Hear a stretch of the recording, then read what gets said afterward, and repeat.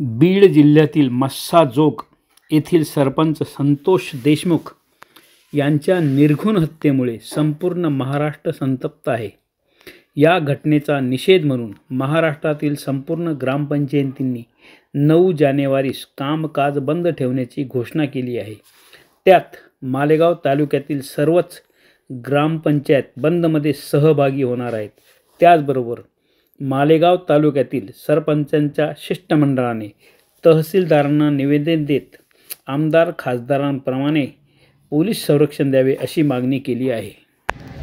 संतोष देशमुख साहेब हमारे, सरपंच संतोष देशमुख साहेब हमारे, आरोपींना शिक्षा झालीच पाहिजे, आरोपींना फासावर लटकवलं पाहिजे। आजचा असा विषय होता की पूर्वगामी महाराष्ट्राला लाजवेल अशी घटना महाराष्ट्रात घडलेली आहे।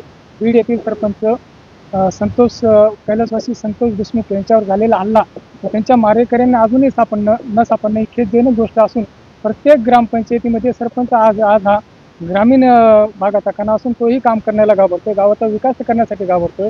कारण की असे गावगुंड येऊन सनी प्रत्येक सरपंचांना असे जर मारझोड व्हायला लागले, त्यांचे संसार जर उघड्यावर पडायला लागले तर सरपंचांनी काम करायचे कसे, याच्यासाठी निवेदन देण्यासाठी आम्ही सदर आरोपींना लवकरात लवकर पकडून शिक्षा होईल, फाशी शिक्षा होईल, यासाठी आम्ही तहसीलदार साहेबांना निवेदन देत आहोत। कैलासवासी संतोषजी देशमुख यांच्या मारेकरांना कडक शासन व्हावं, त्यांना फासावर लटकावं, यासाठी सर्व सरपंच परिषदा आणि गावातले सगळे सरपंच महाराष्ट्रातले हे 9 तारखेला आहे, त्या 9 तारखेला सर्व ग्रामपंचायतींचे कारभार बंद ठेवणार आहेत। सगळ्या ग्रामपंचायती आम्ही सगळेजण बंद ठेवत आहोत।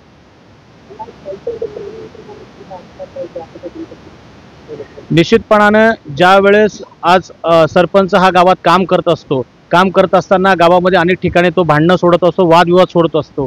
निश्चितपणाने त्या ठिकाणी त्यांच्यावर पण गावगुंड थेट हल्ला करतात, मध्यस्थीची भूमिका करत असताना सरपंचांना हल्ले हे महाराष्ट्राला नवीन नाही आहेत। आज स्वर्गीय संतोषजी देशमुखांच्या माध्यमातून महाराष्ट्राला हा मीडियाने मोठ्या प्रमाणात हा विषय दिलेला आहे। मात्र आमची मागणी अशी आहे की ज्या पद्धतीने खासदार आमदारांना पोलीस प्रोटेक्शन दिलं जातं, त्याचप्रमाणे शासकीय अधिकाऱ्यांना शासकीय गुन्हा नोंदवण्याची पण जबाबदारी दिली जाते, त्याप्रमाणे आम्हा सरपंचांना न कुठला गुन्हा नोंदवता येतो, न आम्हाला कुठलाही पोलीस प्रोटेक्शन दिलं जातं।